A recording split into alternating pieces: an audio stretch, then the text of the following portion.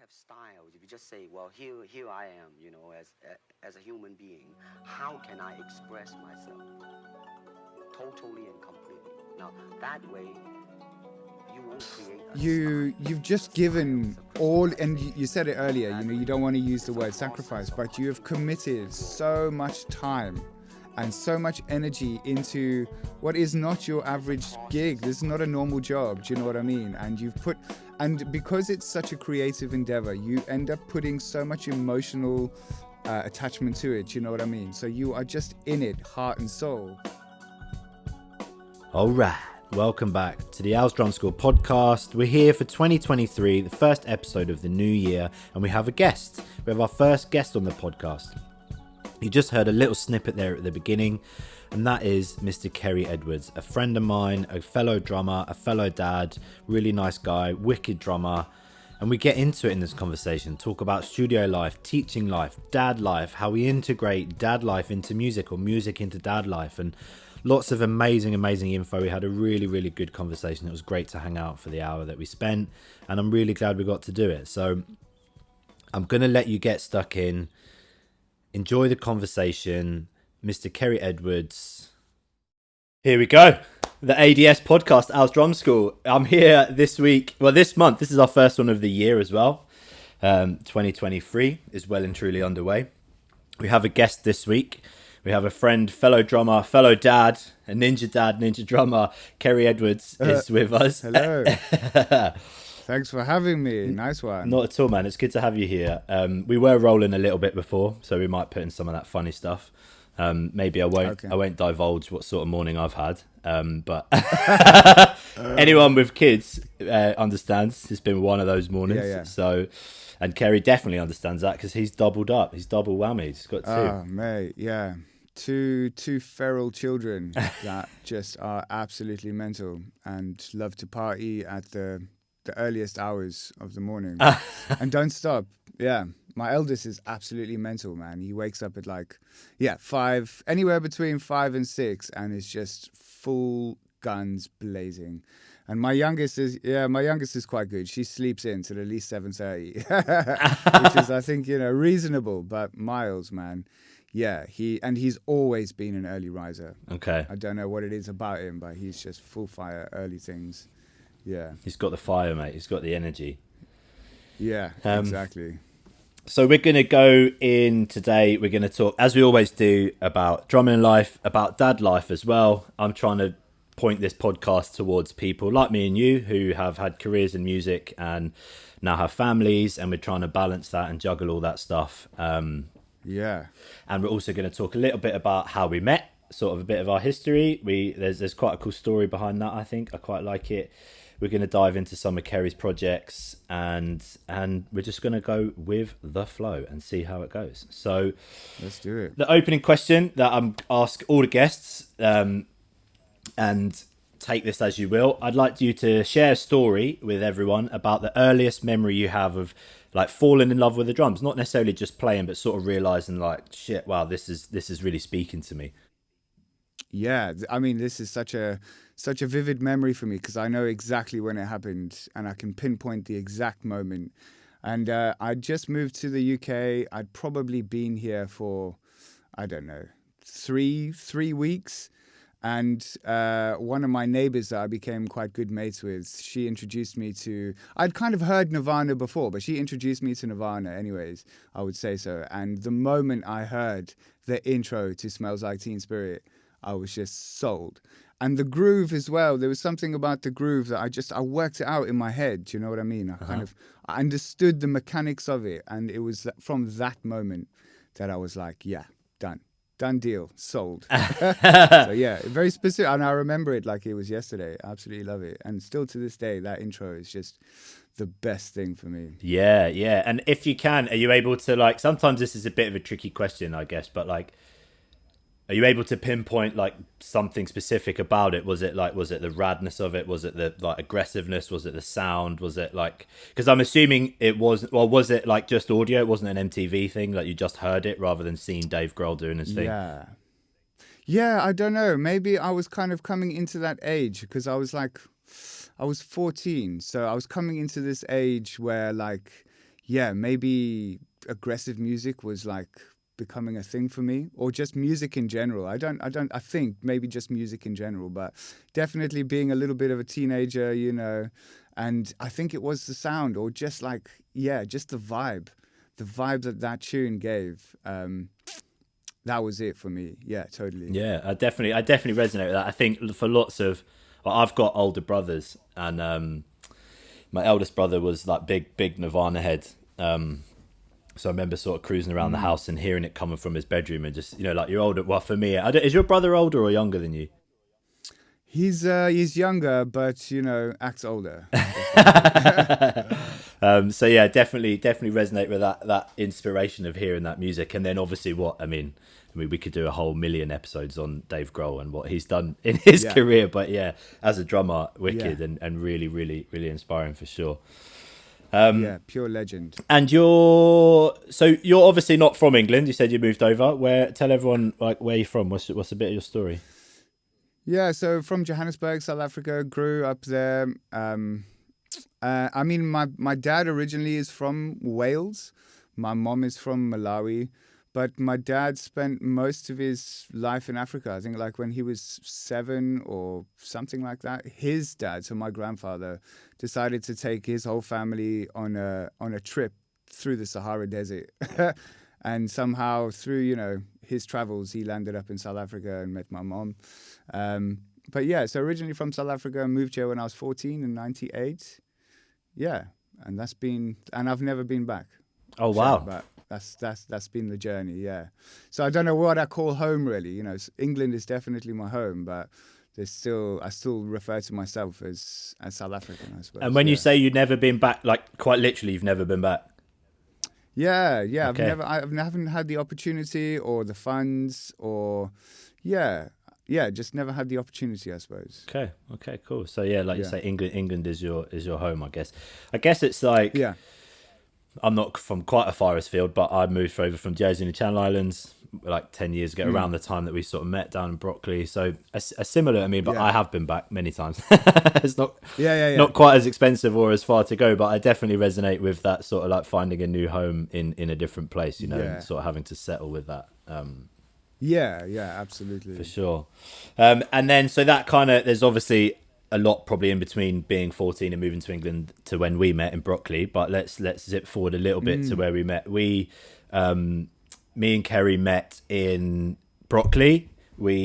Southeast London. Southeast London, yeah. I moved there, as I say, from Jersey, and I actually so we met through a place called Brockley Studios, who's run by a guy called Dave. I've forgotten Dave's second name.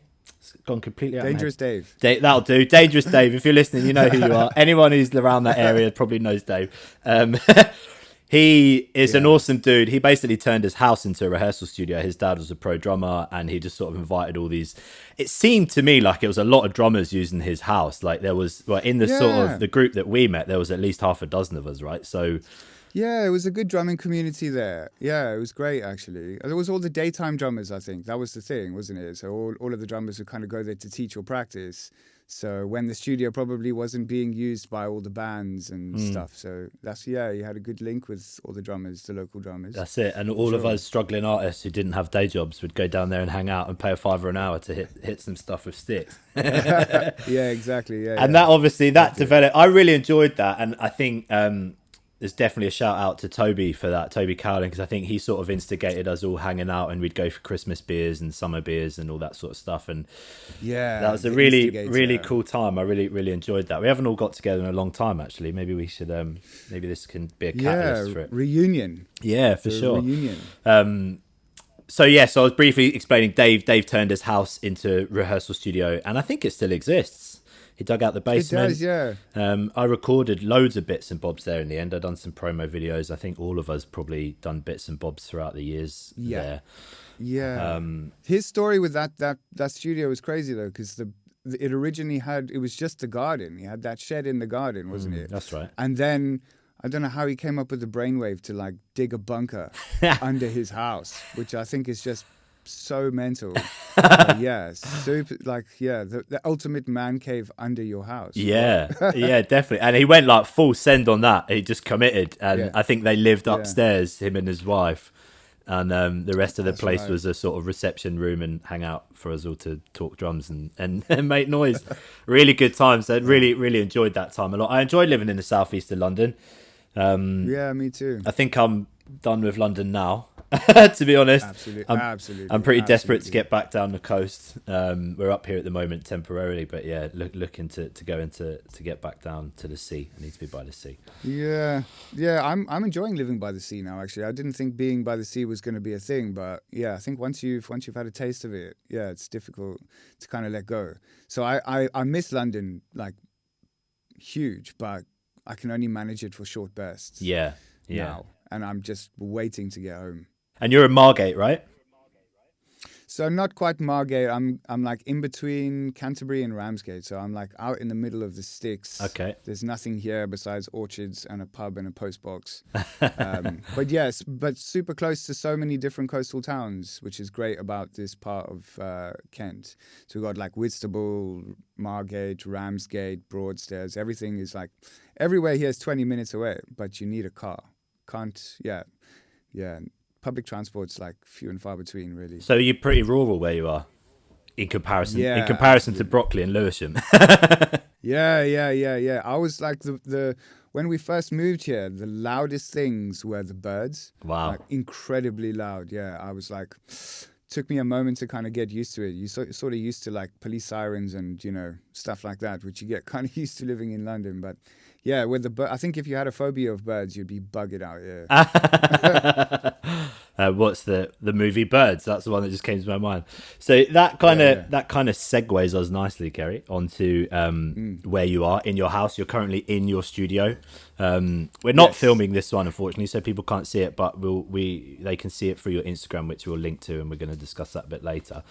One of the points I wanted to pick your brain about and to get some information from you and have a chat about is your studio setup and the sort of remote tracking side of that and what that looks like. I guess initially the thing I want to ask is, like, was that a conscious decision, or was that something that kind of happened by default because you were moving away from the city and sort of touring and needed to be around drums, or was that always the plan to open or have a studio at the house?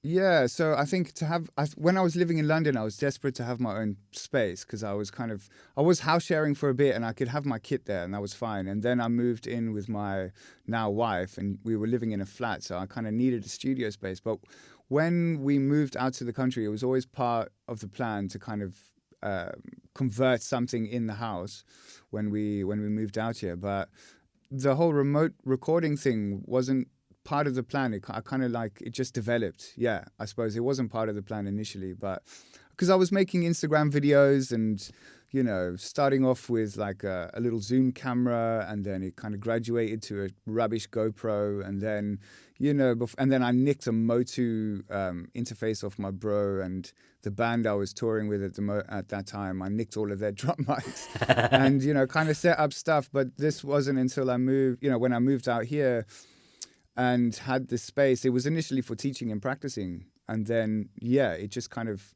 developed into remote recording as I started getting more gear, and it kind of turned into working with other people and recording bits for them. And then before you knew it, I kind of really liked the process and really enjoyed it. So then decided to pursue it a bit more. And, over time, it's got better and better. I wouldn't say it's like it's all there, but it's definitely a growing thing for me. Yeah. For sure. And it's like something that just came to mind here when you say that is like, it's such a fucking wormhole, isn't it? Like to get into, and the more you do it and the more you learn, like the better your sound becomes, and the quicker and the better you know how to sort of manipulate and control the gear, and it all just starts to snowball a little bit.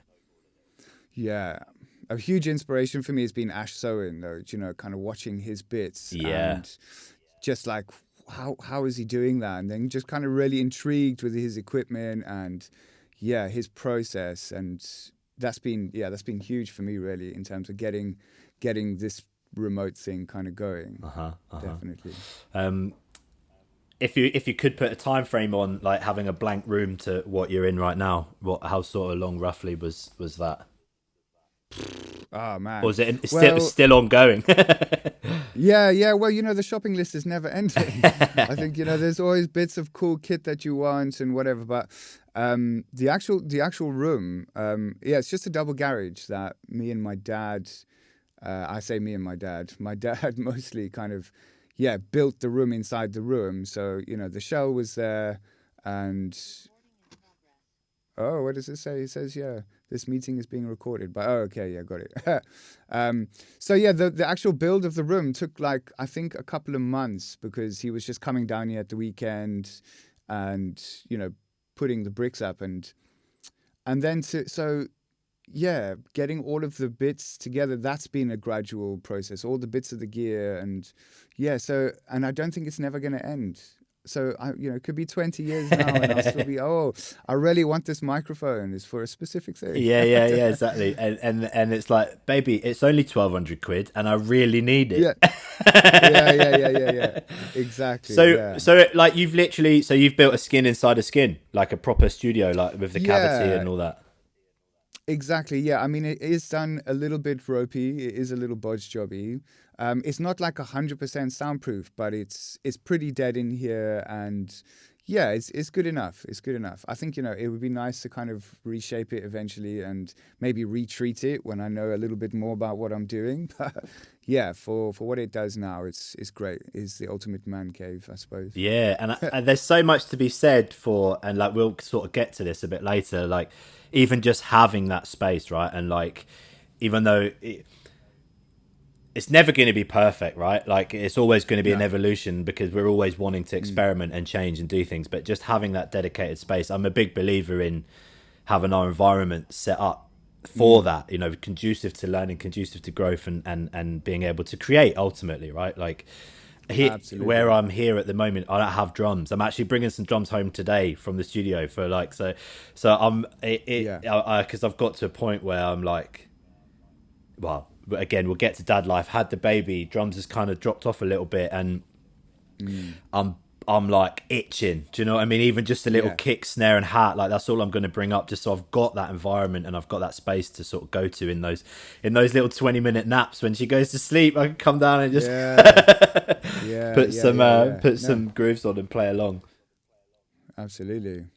This one is some of these questions maybe as well. It's maybe for people who are trying to figure out if this is something they want to do. So this one may be difficult to answer. But if there was a price tag roughly on what it's taken, what you've put into it, could you make a guesstimate? No, I think if I was to, I would scare myself. Really. It's a lot of money, isn't it? It is a lot of money. I mean, just the build itself, I think we did it on a budget. So I think it was $3,000 just to do the build. But then, that's just the room. Yeah. So if you're a drummer and you need just a room, then that's kind of doable, I suppose.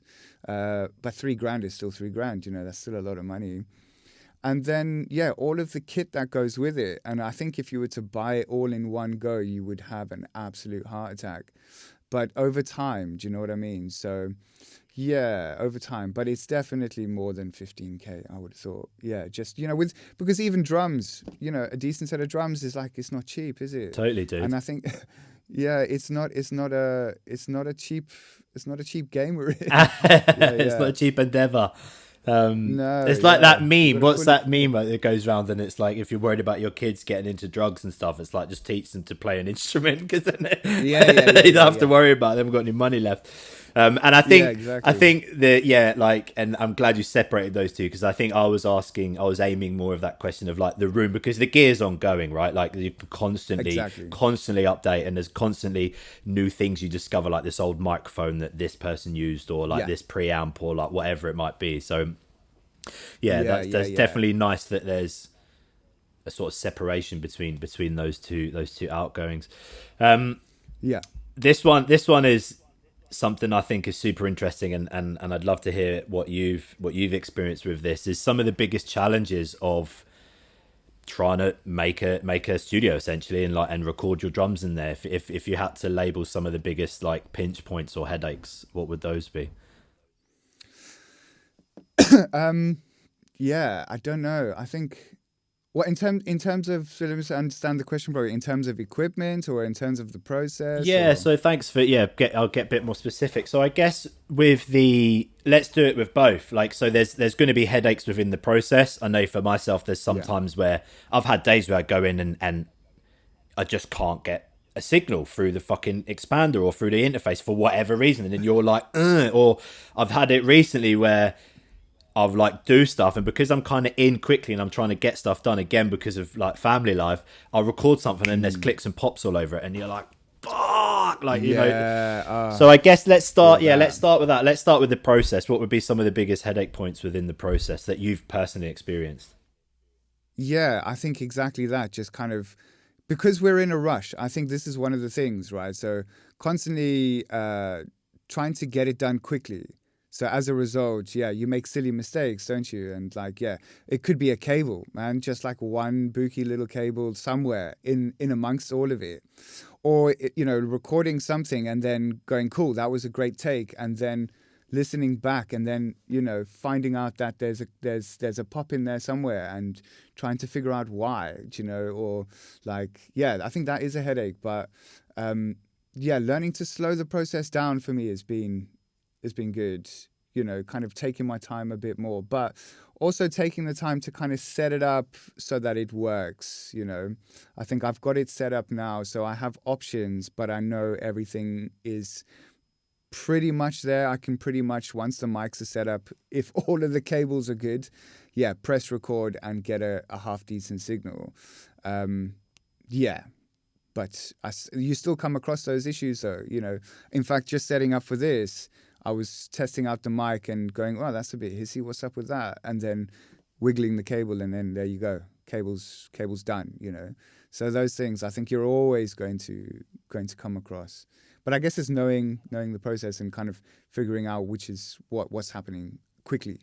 Yeah, and I was just sorry to cut you. I didn't mean to cut you off, but like you get to know your gear and the way it's set up as well, right? And like exactly, that's another beautiful benefit to having a dedicated space that you're not like I remember in some of my first spaces, I was trying to teach in there and record in there, and like I'd having to move everything every time. It was like the space needed to shift every other day, and that's a pain in the ass, man, because you could be in the middle of a session and then you know you've got 6 hours of teaching and you got all the kids coming in, and like you can't have the microphones out when it's like that, you know. Or, and you know, once everything's set up, it's, you don't want to move it. And I've got a few students that like to kind of chuck around, you know, sticks and stuff in this room, and some of the mics are just a little fragile and don't want to, you know what I mean? But I think there's been days where I've had to do that, and it is an absolute nightmare. It's just so time consuming, isn't it, as well? It is, and I think once the session's set up, I try and get it done in like a specific amount of time. So if a project comes along and it's going to require like a day's setup, because sometimes I have to do that, you know, I have to kind of like tune all the drums and get everything set up in a way that's going to work for that project. But I'll make sure I do that in a time that I don't have like crazy students coming in here, you know. I don't mind having students in here, but as long as they're not the guys that are going to be, you know, kicking over snare drums and chucking sticks around. And what does that do? They'll like grab it and sing into it, and you're like, oh man, it took me hours to get that position. That microphone is very expensive, my friend. I don't want to have to send your mum an invoice, so let's not do that. Exactly. The next one that I've been like, this is always super interesting to me, because again, it's part of the process, and I know that there's such huge learning curves. There has been for me, and like the learning comes within those frustrating moments, or you know, like in those times where there's been times where I've literally had to go, I need to just step away. Like I can't get the sound I'm looking for. I need to just reset. Do you know what? I'm going to scratch it for today. I'm going to come back. So what would you say was some of the biggest learnings and biggest growths, or the biggest growth, or some of the biggest growths you had sort of through this studio process? I guess, let me add a bit onto that. Gear wise, setup wise, and also like as a muso, like how you have to do it, you know, how you have to play and how you have to sound and all that type of stuff. So that has been an absolute process, and I think I've had to let go of a lot of kind of ideas or set ways that I thought were the right ways, you know. So in terms of like, yeah, I mean, when I'm recording for a project or whatever, there's, you know, depending on what the artist is looking for. So for instance, if they've been working with samples and loops and stuff just to get an idea. So if a songwriter comes along and they've got a track, but they've already kind of written the skeleton of the tune to like a loop or something. What's funny is that like they actually think, you know, they like the sound of those loops, right? So they've written the song that kind of works with those loops. So I've kind of had to learn how to like recreate some of that vibe, but, you know, put my own thing on it, but, you know, use some of the sounds, like the snare sound that they've got in the loop might be super specific to the way they've written that song. So, you know, kind of trying to recreate something that's similar to that, but also getting creative with it. So, yeah, kind of understanding what they want, but then using the gear specifically to do that. I think that's been a huge process, and understanding maybe 2 or 3 steps production-wise down the line how you're going to get that sound. Do you know what I mean? So, yeah, and I didn't realize that before. I think, you know, before it was just about getting, and because you're working quick, you're getting the kit set up, you're doing the take, you know, making sure that from a performance point of view, everything is like good, but you're not thinking about the source sound. So yeah, understanding the source sound and how that might translate from when you send it to the producer 2 steps down the line, but also using like their initial stimulus to really kind of get the sound that they're looking for. Do you know what I mean? Yeah, that's been a huge process. That's really understanding that. Yeah, that's a really interesting perspective, because I think what I relate that to is like being in a sort of band situation, or rather in like a sort of quote unquote like proper studio. Not that we're not running proper studios, but you know, where you go to the place to do the thing with your band. As the player in that situation, for myself, I've never produced anything. Like, you just worry about making the drums sound good at source, like you say, that's our job, and play the part, you know, and let them worry about that. I always like to have a certain amount of input in that, because there's certainly been sessions where things have been suggested, and I always felt like I never wanted to stick my sort of flag in the ground and be like, no, I'm the drummer, I know best. But it's kind of walking that line, because it is a little bit of that, you know, like particularly with in my experience, producers are trying to do everything. So it's kind of, rather maybe what I'm trying to say is I would always try and bring my experience and knowledge of my drums and the drums, and trying to balance that with them. But that's where it stops, right? Whereas when you're doing the remote stuff, it's like you're the engineer, you're the producer, you're the player, you're doing the whole lot. So it is a lot more to think about. You've got to wear all the hats, and exactly. That's been a huge kind of challenge and learning curve to know what hat you're wearing at what point. You know what I mean? And also what, like, the hat at the end of the game, like how does that work? Because then you've also got to be a business guy, which I'm very much not like. That's not my strong point. That's something I'm definitely still kind of working out. But yeah, being able to wear the different hats at the different time. Yeah, your drummer performer hat, your tech hat, your engineer hat. I don't know. Yeah, all of those hats rolled into one. And it's really interesting perspective to hear you say that you're like thinking further down the line, like what does like smashing this much like EQ on something, what's that going to mean later when someone has to EQ it again or whatever it might be, you know? Yeah. So that's something that's quite cool. Actually, when, you know, most scenarios with the remote recording stuff, the producers want it just raw. So I might just you know, run everything through the pre's and just get the good source sound, but maybe a little bit of EQ, like not much. And the producers will want to mix all of those lines into their tracks themselves, you know. So I think I started off by thinking that I was going to be doing it all. But actually, when you're doing the projects with artists, they're usually working with a producer separately, you know. So when I'm communicating with the artist, I'm also communicating with the producer. Most of the time, they just want raw signal, which makes the job a little bit easier. But that's where you're kind of thinking 2 steps ahead, because, yeah, you're kind of listening to the song that they've sent you, which will have like a drum loop in it, which will be a huge part of the stimulus. So then you're thinking, okay, so I've got my drums here and my equipment, and I've got to try and reproduce something similar to what they've already got in there because it's been such a big part of their track and their writing process. But then sending it raw and knowing that once the EQ and the compression and the mix and everything goes in it, that they're going to get a similar or better result, essentially. Yeah, that's the thing. And I want to just touch on quickly before we leave the sort of the studio work or the home studio stuff.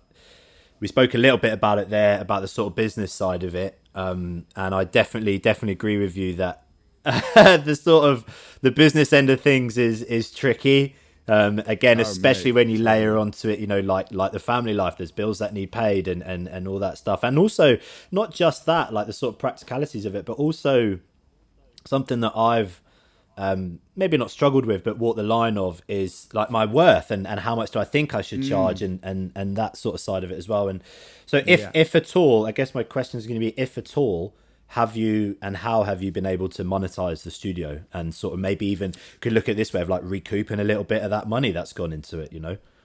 Yeah. So I guess because when I first built it, it was all about the teaching side of things. So, you know, that's been great. I've always had money coming in here from students, but then kind of turning it into the remote recording side of things, that's been a gradual build up in terms of my worth, because obviously when you start, you know, you're still a young buck, you don't really know what you're doing. So initially you're thinking, yeah, I'm not going to be charging loads, which I wasn't, you know what I mean? I think I was doing something like 50 quid a track or something, just to kind of have a go and get something going. And then slowly but surely I started charging more because I was getting better at the game. So which is now it's much more of a side hustle with my teaching, you know, and it kind of tops up my teaching thing. So I have started to make an income from it.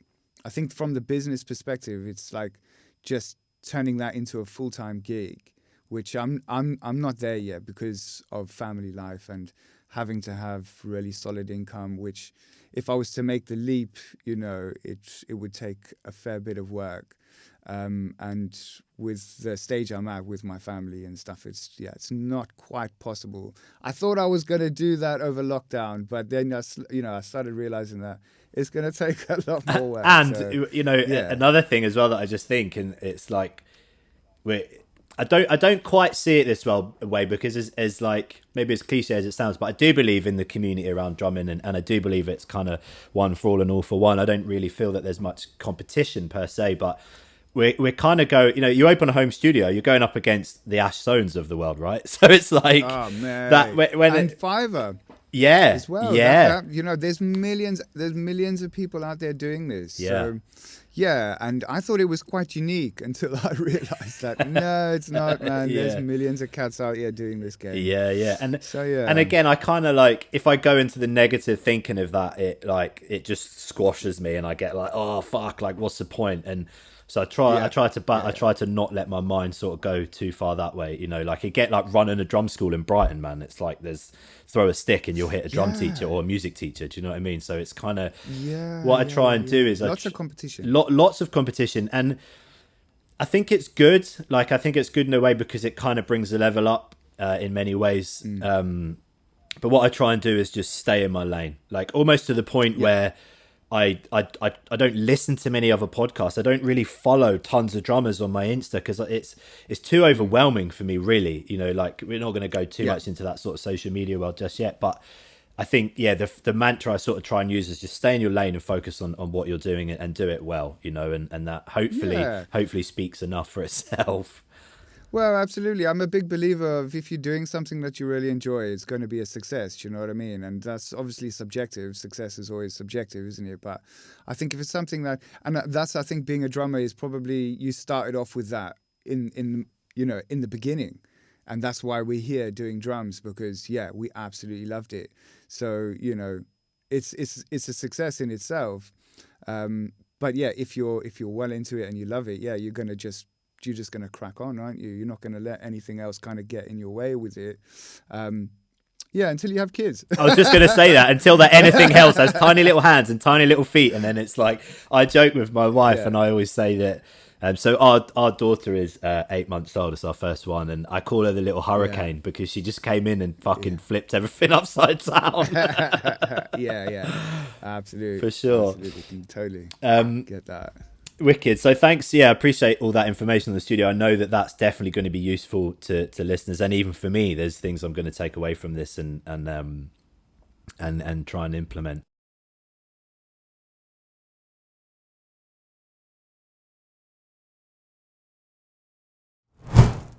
The next little thing that I was really interested in what you were doing, and I've kind of followed you along on socials with it, and I don't know much about it, so it'd be good to get your insight into it. It was the project that you were doing with the Arts Council, where you, forgive me if I butcher this, and I don't want to downplay what you were doing. As far as I understand it, you were recreating famous breaks and loops from different break beats, or just grooves in general that are like kind of really, really iconic. So what is that? And can you just give us a brief overview of what you're doing with that project, or what you did with that project? Yeah, so it was the DYCP, which is Develop Your, did I just say that right? Develop Your Creative Practice by the Arts Council. I'd never heard of it until I got this email through from the MU saying that they were doing these grants, and I'd already kind of put together a little business plan via the Princess Trust that kind of helped me just get a little bit of money to invest in the studio, actually. And because I'd written the business plan and I'd come across this thing, I was like, most of the work's already done, and this is just a real big excuse for me to try and get some free money. So that's how it started, just, trying to find ways to get cash. And this was during lockdown, actually. Yeah, I might mention that. So develop your creative practice. Yeah, so what they do basically is they give you an opportunity to take a risk and give you some money so that you can kind of get on with it and try and develop something creative. So for instance, you might be a songwriter, you might want to develop some of your songwriting skills. So you would put together the application and they would give you some money that might be able to fund you some studio time or work with a ghostwriter or whatever, But for me, it was just about trying to get some free money until I started putting together the application. And then I started thinking to myself, this is actually not going to work unless I really kind of figure out a way to do this. And at the time, I was really kind of locking into these guys on Instagram, actually, that I found called Creating the Sound. So there's a drummer called Dylan Weissing, I think I'm pronouncing that right, where he was they call it resampling, where he was recreating drum breaks because, some producers might not want to pay royalties if they take the sample, right? So you end up going into the studio and you end up recreating the drum breaks. And I kind of like that idea. So when I was putting together the application, I was like, well, why don't I kind of try and do that, which would tie in nicely to the whole remote drum recording scenario. So I started thinking about what kind of sounds that I really related to or I was really into. And the old school kind of Stax Records type drum breaks was a big thing through watching Creating the Sound and Dylan Weissing. But then I'm also huge into reggae. So I was like, I love reggae drum sounds, and I've always been super keen to kind of learn how to do that. And then also because I like hip hop and a lot of electronic music. So I decided to kind of, look at those three areas and try and recreate those drum sounds in my studio with all of the, disadvantages that I have here. Because, I'm not Clyde Stubblefield, you know what I mean? I'm not like, I haven't got all these cool old school bits of kit that's going to allow you to get this sound. So the whole concept was learning how to do that in this environment. The whole process was pretty long because the application, they do it in rounds. And when I found out about it, they just finished round 8. And so I was just in time to kind of start applying for the 9th round. And that's what it was. It kind of gave me the time to really focus on developing that as a practice. Yeah. Nice. Which is great. And just some of the you've sort of touched on that a little bit. in terms of the amount of paperwork and stuff, because that's something that's been quite intriguing to me, because that is, again, you know, there's so much in the sort of the lead up to projects like that, or like, you know, the sort of back end admin side of it. You know, we see and we put out, or you put out the finished product on Instagram, but there's a shitload of work that goes in before you even hit record as well, right? So yeah, so the application process was like super challenging because, and their website, I must say, Arts Council guys, if you're listening, sort your website out, please, because like that was mental. The whole thing was like, it took me 4 months, and I'm not like, you know, I went to the school for the kids that can't read too well. So yeah, I had a lot of help from my wife especially, and my mom, you know, but I was working on it for 4 months. And the crazy thing about this application form was you have to be super detailed, but the challenge was you had a very limited amount of word count, or in fact what it was character count. You know, it wasn't even like words, it was like characters. So, you know, letters and spaces and full stops, all of that had to be, you know, carefully calculated in the application form. So, you know, I'm just kind of writing it and putting the whole thing together, and then I'm really seeking help from, like I said, my mom and my wife really helped me out with that. But yeah, it took, and I spent 4 months on it. It took me ages. Yeah. Because I guess there's an element to that. I've looked into it very briefly for the drum school with lots of different fundings. And to be completely honest, it was at a time where I was like, I can see how much work this is going to be. And I don't know if I can do that right now. You know, like it's a lot. And it's interesting that the things like the character count, like that's a complete shocker to me. That's crazy. I mean, I guess they have to keep, if they're divvying out, you know, I don't know, hundreds of thousands, maybe millions of pounds around the country, like they're going to want to get that right, you know. So I can kind of, absolutely, I can kind of understand, because there's probably an element to it where, and I don't want to assume this about people, but maybe some people are just thinking it's a bit free money. It's a bit of a free ride. Yeah, that's what I was going to say. I can kind of take 6 months off and just like be a bit more bohemian than I already am, and kind of hang out in the studio a bit and get my rent paid. But I think that's what it started out for me, definitely in that way. Yeah, like how can I get free cash, you know? But it was during lockdown, and I did have a little bit of time. Of course, we all had time. But yeah, I think, you know, coming from your perspective, you know, I can totally see, like, now there's no ways I'd be able to put that time into doing it. It was the right time for me. Interesting. Yeah, it's really cool. And we'll with all of this stuff that we talk about, we'll do the in the show notes, there'll be links to all that stuff. So if anyone does want to find out about that, we will link to both the Union, Musicians Union, Prince's Trust, Arts Council, all that stuff. We'll link to all that so people can have a little look.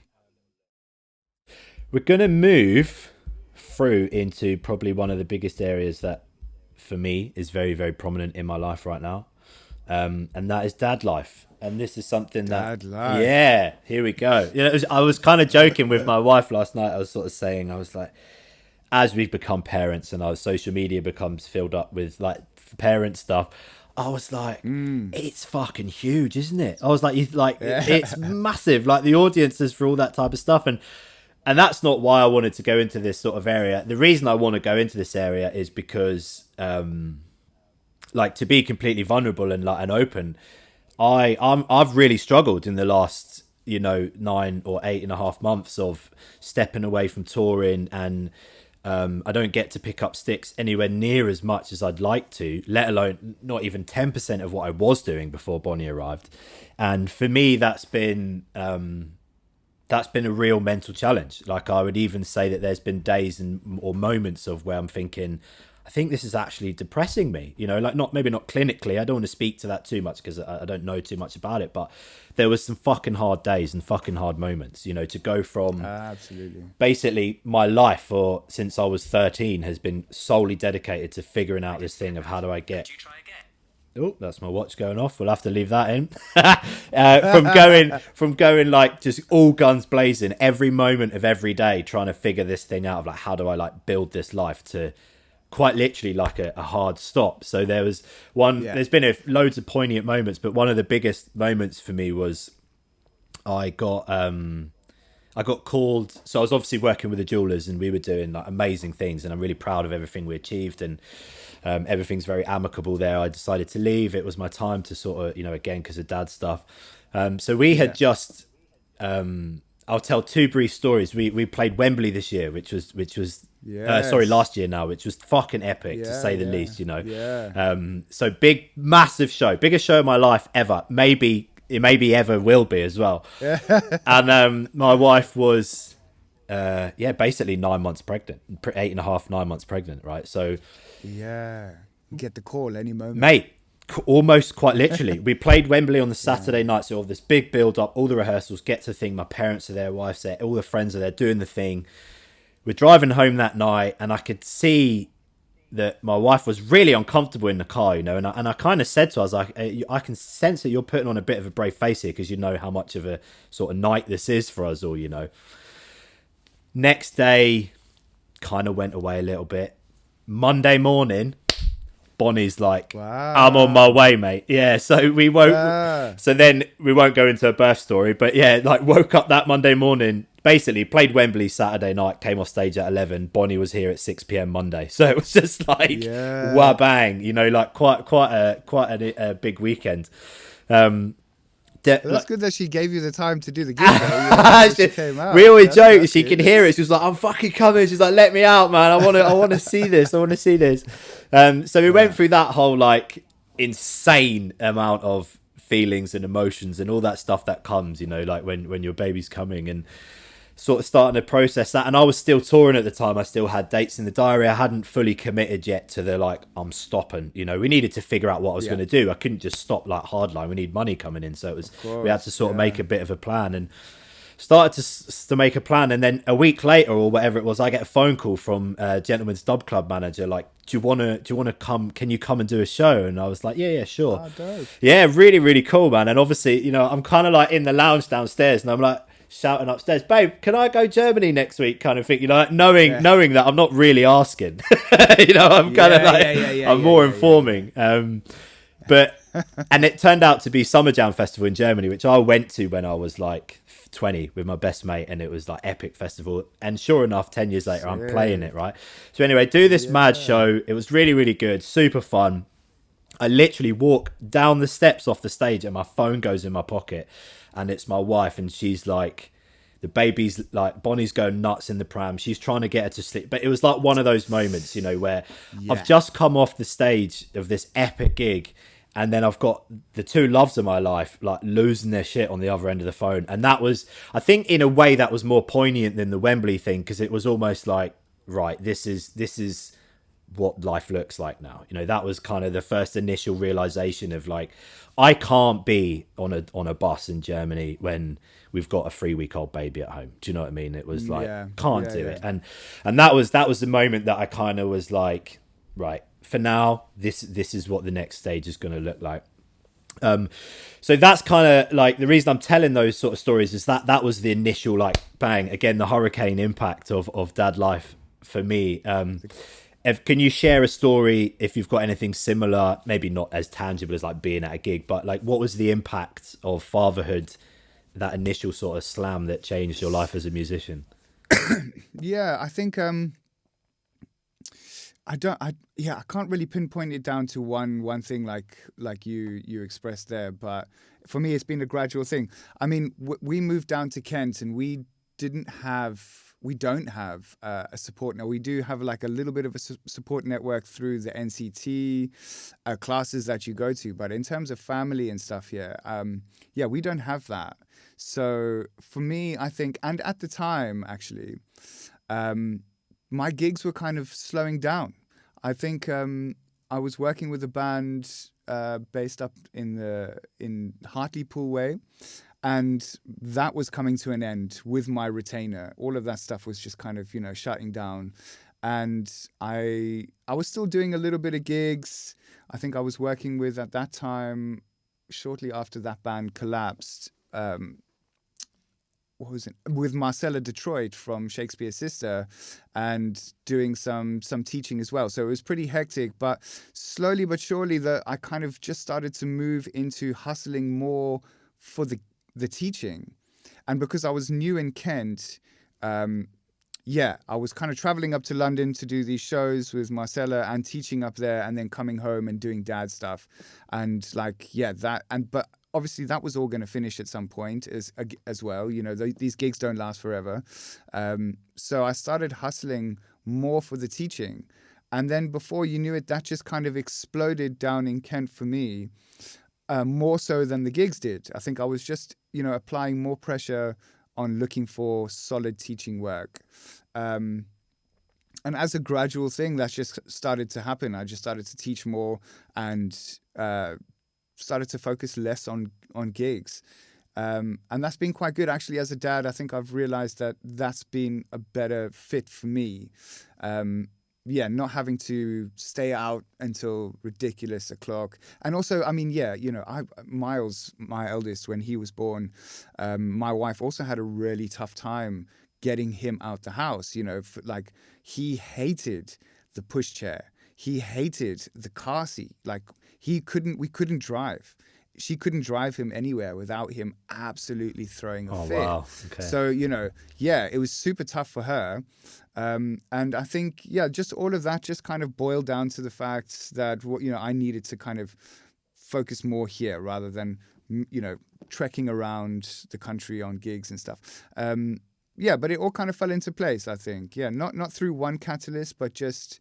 applying pressure for the teaching. And then before you knew it, I had loads of teaching. I think I was working 6 days a week, which was, too much still. But I was here, though. Do you know what I mean? I wasn't trekking around the country.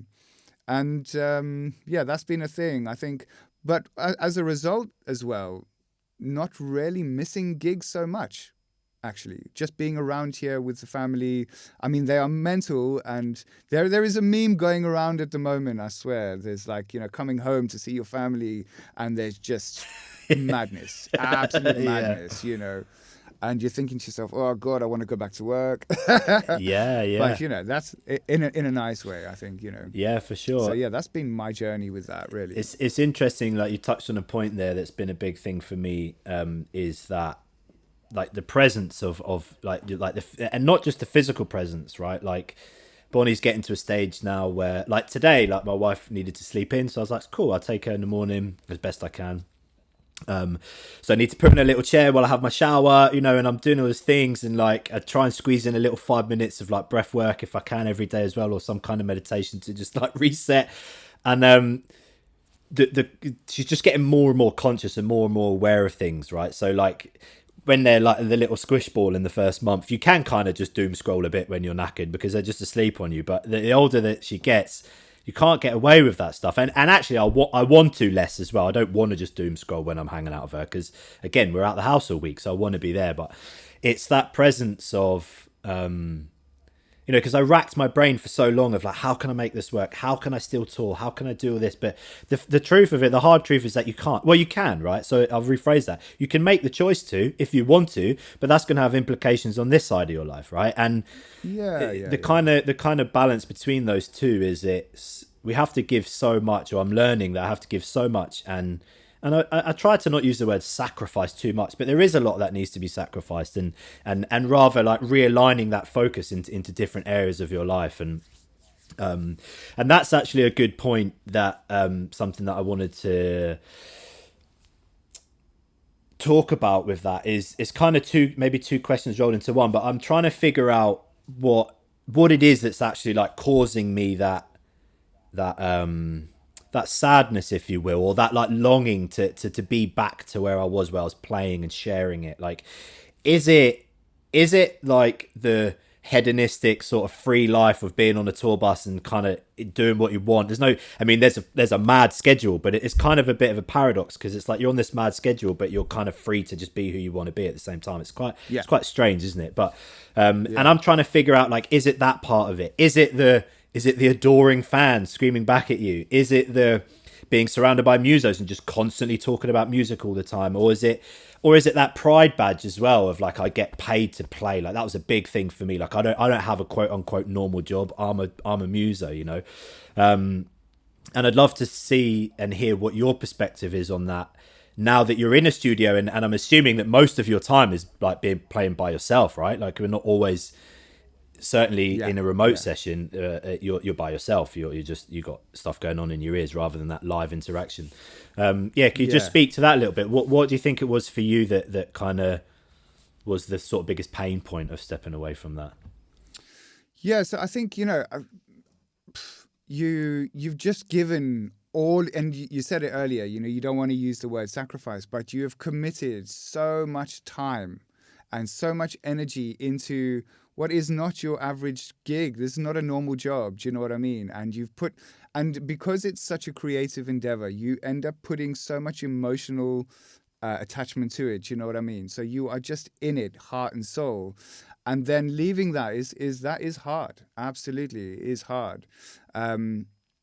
I think I might, but it's brought up something for me actually in terms of like why I got into it in the first place. So now like I've taken a massive step back from gigs, and I still do the odd show now, but it's more about the gigs that I want to do, and are usually about kind of playing with people that I want to play with, or like just really enjoying the experience with people that I like to play with, so it's more about the love for me rather than it being a job, because I've completely separated it now, and it's taken some time. Teaching is my job, and I am still super grateful that I just get to beat up drums all day, every day, although I am kind of sick of playing We Will Rock You. And counting to four, reading quarter notes. Yeah, I mean, but I'll say, but I've kind of come to terms with that a little bit. And there was a point where when I was teaching 6 days a week that I started to burn myself out, and I hated it. And then lockdown happened, and then I started to miss it actually. And it was probably in that period of lockdown where there wasn't any gigs, and I was teaching a little bit, via Zoom or whatever. And when I got back to teaching, I'd missed it. And I hadn't missed the gigs as much, to be honest. That was the thing that was a bit strange for me, kind of realizing that, I haven't missed, I don't know, showing up on a function and, not knowing anybody and kind of just playing to get paid, which has always been a privilege, don't get me wrong, but the experience of performing wasn't amazing. Do you know what I mean? And the whole experience of performing for me has always been like sharing that experience and moment with people that I really like and get on with on stage, because then I'm having fun. You know what I mean? And if I'm having fun, then I know that's going to be a contagious reaction for the audience, and then all of a sudden the audience are having fun. The gig's going to be way better. So for me, it's kind of going back to finding the love of why I do it, So yeah, I've separated those two things now, definitely. Teaching is now my job, and the gigs are now like super for fun, but I still get paid. That's great, But I'm choosing now, I think, and that's been that. But I think lockdown is what kind of was the catalyst to kind of make me realize that, definitely. Yeah, that's beautiful, man. That's a really nice perspective, and I think that's somewhere that I'd like to get to with it. I think I would, because I'm still, like I had one yesterday, honestly, man. I'm like, I have to go and do day job stuff while we build the drum school, and, because that income isn't there from gigging. And there's some days I'm just like, what the fuck am I doing, man? Do you know, like, it's really difficult for me to swallow that. Like, I find it really hard, because then the parent guilt kicks in, because I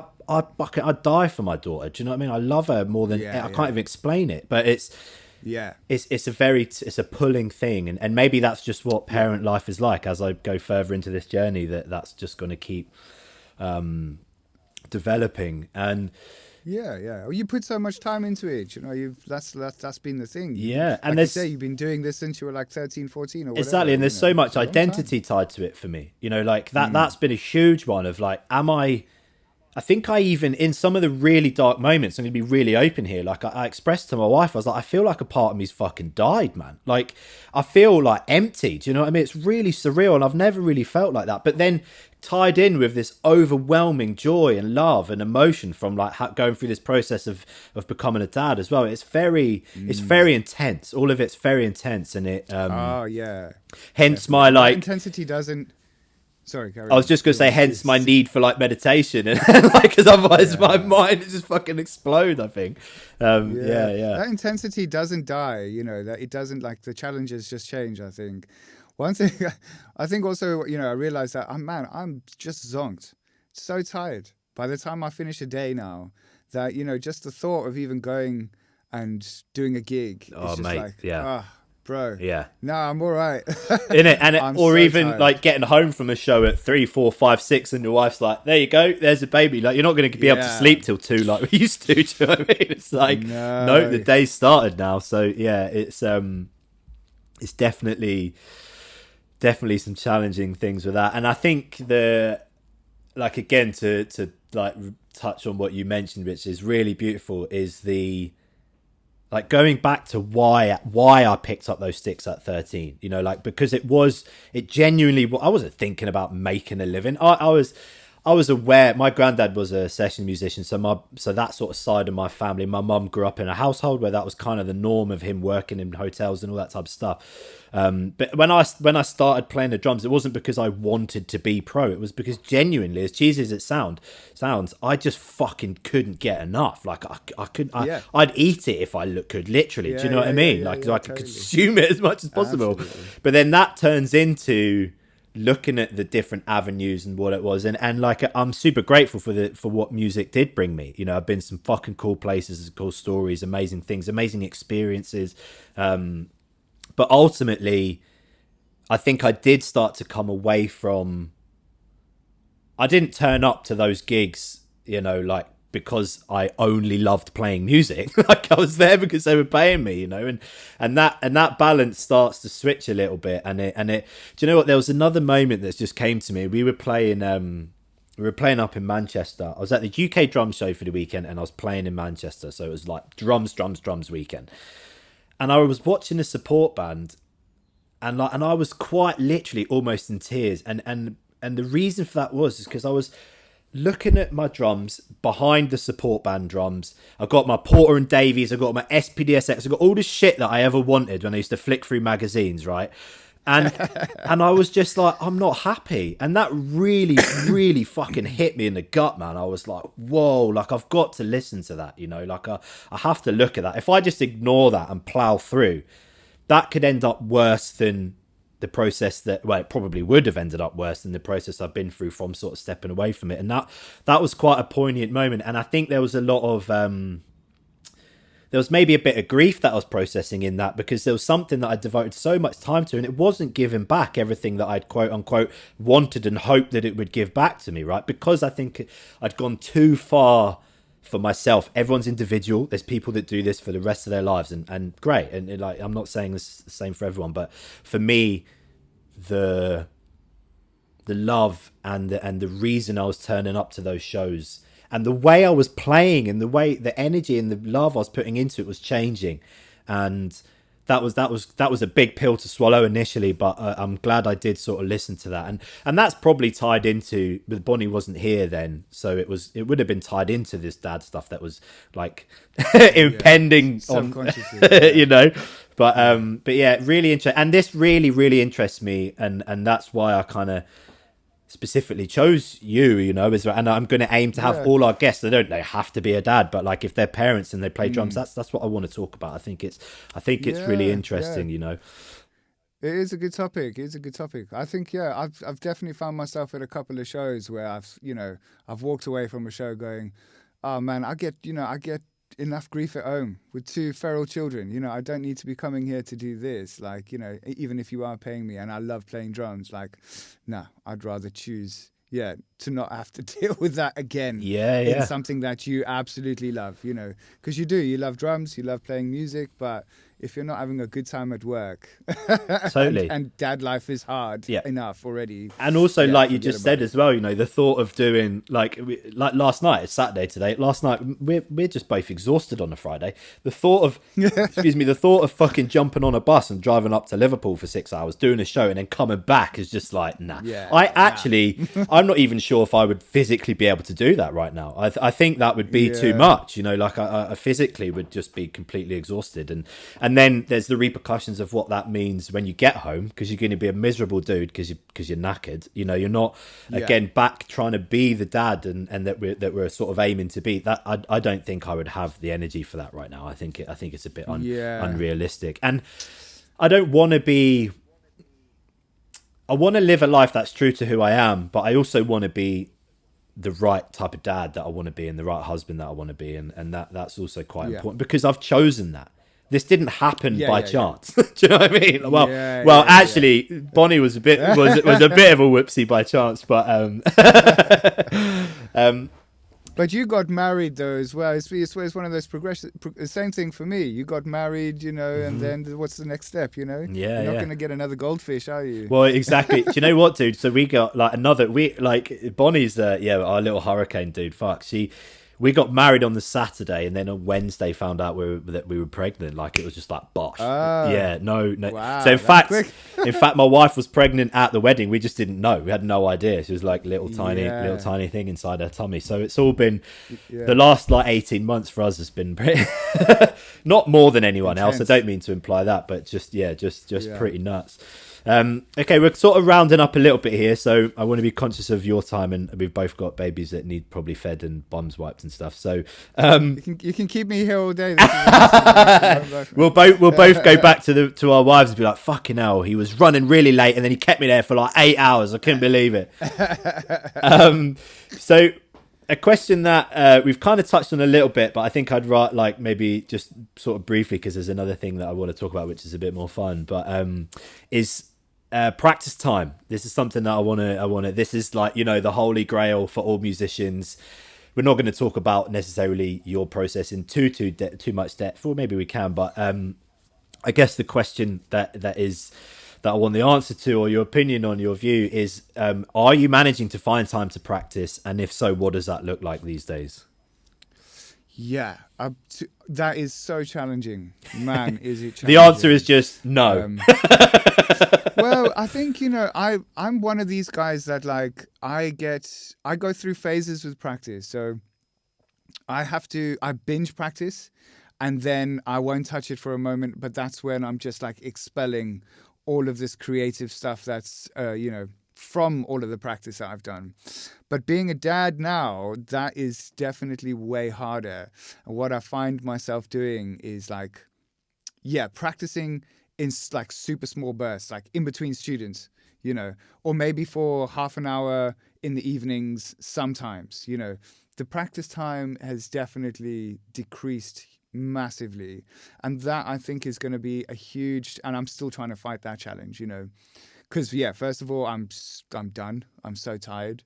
And I think I have to really, really like over motivate myself to just even sit down and do something that is going to be, you know, a positive practice, rather than just kind of getting up to the kit and actually warming up, you know, because sometimes just a warm up is going to be enough for the day. Yeah. You know? Getting down to serious practice at this moment in my journey, that's definitely, super, super hard.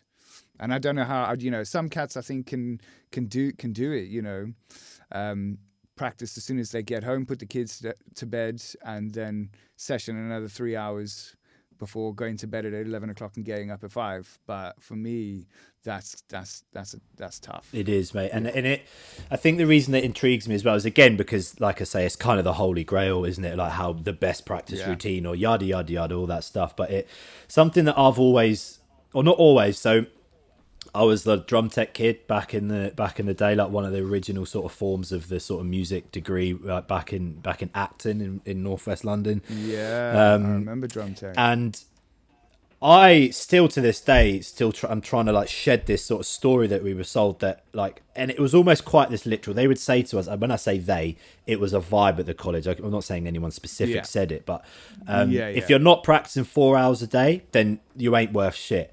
And I always really felt that never made me feel good. I was always like, so I battled through that for years and got my 4 hours in as much as I could every day, you know, like way before kids. And over the last few years, I've been trying to understand the way that our brain works around practice a bit more, and actually trying to figure out that is it worth sitting in a practice room for 4 hours? If we're being totally on, and I'm speaking from my own experience, everyone's individual, but for me, it was a case of I would block out a 4-hour session, but really I'm only practicing for like half of that, maybe 2.5 hours, if I'm being honest, because of warming up.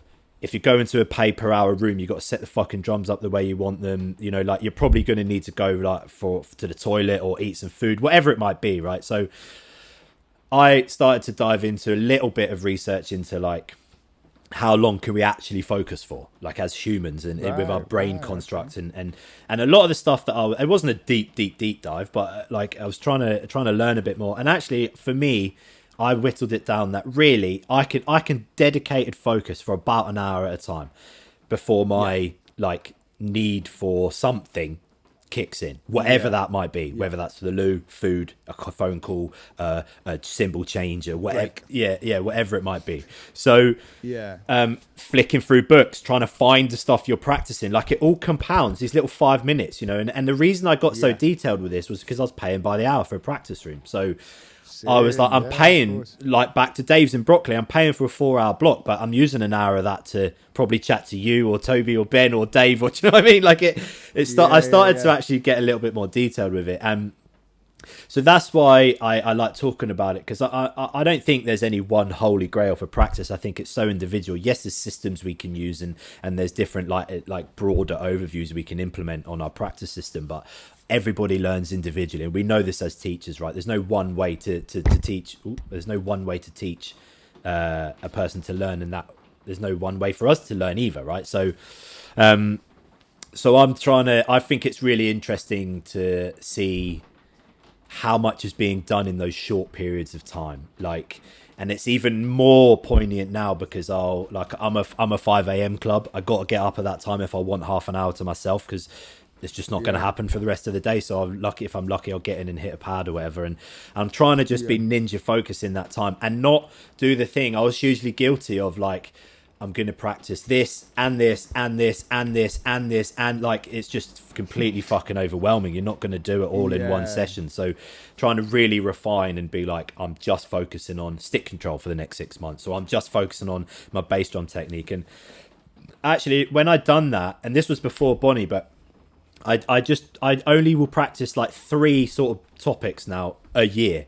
So that would be that there's loads within that, like the mileage you can get from one piece of music is fucking huge. So there's enough. There's enough to practice in there, and that's something that I've sort of whittled it down to a little bit now. I'm kind of going down the practice route a little bit here, but I think what I'm trying to say is more than ever, it's like trying to focus that time and maybe having to sacrifice the warm up, right? Like, or maybe the warm up for the week happens on Monday, and then on Tuesday you just got to dive straight in. Do you know what I mean? Like it's. Yeah. I think, but you're kind of pushing on to the point of like, still being super prepared, because I think you're catching it at moments that, you know, fit into the dad or the family life, which is so sporadic sometimes, you know, especially with, I think, a super youngin', you know, they could be up in the night, you know, or up early and you're knackered, and finding those moments but being prepared for those moments is probably what I should be doing myself. Prepared, like just preparing more. But I find I do go through those phases of like you were talking about, you know, having 3 specific things and focusing on those, but only really having, you know, small moments to really focus on those.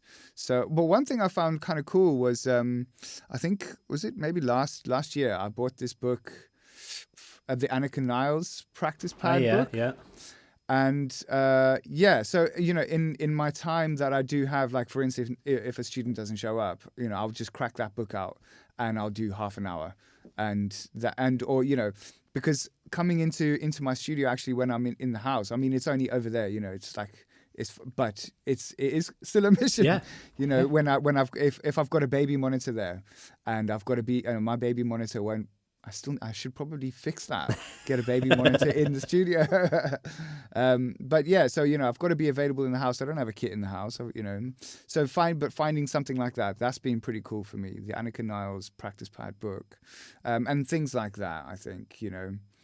But that's been a huge challenge for me, because there's so many things you want to practice. Yeah. Guilt, you know, you're you do guilt trip yourself a little bit, don't you? Yeah. But yeah, I'm so tired. I'm knackered. So who knows? But I think that's going to change though, because parenting is such a journey. As the kids, I mean, now even my they're going to school now, which is freeing up some time, so I can. But now I'm choosing not to. I think I'm choosing to practice other things. So I'm practicing maybe more studio techniques. That kind of thing when I do get the moment. Yeah. And it's like, hearing you say that as well, something I kind of accepted within myself like a number of years ago, but that this is the player I am. There's always improvement to make. I'm definitely not implying I'm done with my learning, like it's a lifetime journey. No. But I'm not going to be Steve Gadd. I'm not going to be Vinny. There's only one of those people. And I flipped that on its head, because that used to like bum me out a little bit. Do you know what I mean? But actually, for me, that is the fucking beauty of our art, is that there is only one you. There is only one me. That's the whole point. Like, it's not about trying to be those other people, So I think my point with that was like getting to a level where I could... What am I trying to say? I'm trying to say that I couldn't constantly stress myself out that I wasn't improving every fucking day. Like, that's not sustainable, man. Do you know what I mean? One of the biggest points that we teach at the drum school with more of our like higher level students is the practice routine needs to be sustainable. Doing 4 hours a day every single day when you're 18 probably is sustainable because you're in college and that's what you're there to do. But as you get older and life happens, and it's not sustainable. Is 15 minutes a day sustainable? Great. Well, 15 minutes a day is better than nothing a day. So stick with a sustainable routine, and that's something that was a big sort of accept. I had sort of made myself accept that I'm not. Rather, I'm me, and that's that. Do you know what I mean? That's probably the best way to say that. That's a good place to be, though, isn't it? I think Yeah.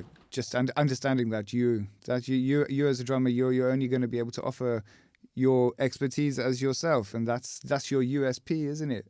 And that's the amazing thing about you being a drummer. You're giving yourself to the world. Yeah, exactly, for sure. You're not giving yourself a rubbish version of, I don't know, Eric Moore wannabe. Yeah, totally. Because that's worse, in my opinion. Well, not worse, but like that's, like I've always been in it. Well, we both played a lot of reggae. We're both into like a lot of hip hop kind of stuff. Like there's not, I mean, when you go and see these bands live, there's a lot of chops going on, but on records, like not really, it's about that, like, to use the phrase like the pocket and the way you're playing it. Like that was a huge thing that I learned in the Jewelers was,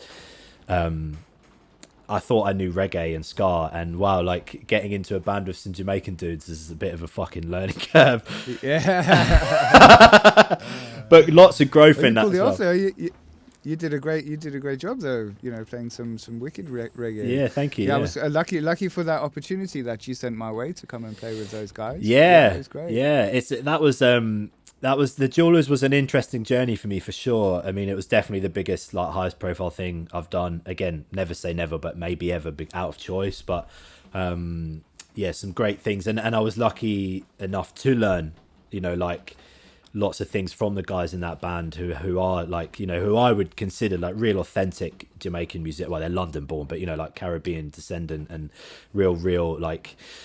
I always felt intimidated by it, to be totally honest, as a dude growing up, that kind of like stepping into, and it's not just the Jamaican thing, it's any kind of like, if we were to use the word like folk music, like heritage music, like you want to do that right, do you know what I mean? Or as close as your interpretation as you can. I don't want to copy people, I still want it to be me, but sort of paying homage to where it comes from. And absolutely, that's really fucking hard. And the hardest thing about that, some of the moments I found really difficult with that was, there's nothing worse when you're playing and you think you're like really, really in it, and someone turns around, they're like, it just doesn't feel right, and you're like, oh man, that's like we're not angry but we're disappointed, like for that, you've like, I think I've fucking got this, and someone's like, it's just not quite right, and you're like, I'm playing the part, I'm playing the tempo, I'm doing what I think I should be, like, it just don't feel right. Yeah, it's like, oh man, I was really fucking trying. But it's gonna squash you. Yeah, exactly. I was lucky enough to be introduced to a drummer called Kendrick Rowe, who's actually with the Specials now, and he has done lots of amazing reggae stuff in London over the years, and he gave me a few keys to that world that just completely changed the way I looked at it and the way I played, and almost like to the point where I learned those things, and some of the boys in the band are a bit like, wow, like we can really hear that difference now, you know. And oh wow, so I'm grateful for that for sure. He spent time. He toured with the Scatterlights. He like sort of sat under Lloyd Nibbs as a wee nipper and listened to the isolated drums in the studio and kind of done that thing. So he's Pete from the Jewelers says it as like he's direct from the source. So I have a big respect for Ken. And we're hopefully going to get him on as a guest once we get built up to that. That'd be good. We're going to wrap it up here. I've got one more thing that I want to talk about with you, which is a little bit of fun. And I wrote it in capitals in my notes because I think it's really cool that you do it. And I want you to talk a little bit about your green screen. Tell us about your green screen. The green screen. So, yeah, I don't know. I think it was just a bit of fun, you know, kind of. I realized, I think I'd done a video, like a little Instagram video. I mean, these videos are not getting much traction, you know, it's like a little timeline for me more than anything. Nice, yeah. But, and I was watching some other guys' videos, and I think I got a comment from somebody saying, yeah, this is great, but you know, we should find a way to kind of, you know, 2 camera angles, because from a viewer's perspective, you know, one camera angle can be a little bit boring, I think. And I kind of went, yeah, you know what, actually, but I don't have 2 cameras. And yeah, I don't know, I just kind of tested it out. I tried it out and was just having a bit of fun. And it worked quite well, actually. Some guys spotted the videos and started sending me remote work, you know, so it kind of paid off in that way. I need to get back on it. I've kind of I was putting up the green screen with some extra mic stands, and you know, and then I needed to take it down to do the sessions and whatever. So it hasn't been up for a while, but yeah, it was also, you know, part and parcel of kind of posting things on Instagram, because you know, not only are you trying to record audio and mix audio, but then you're also recording video, and then you're kind of editing that and then mixing them all together.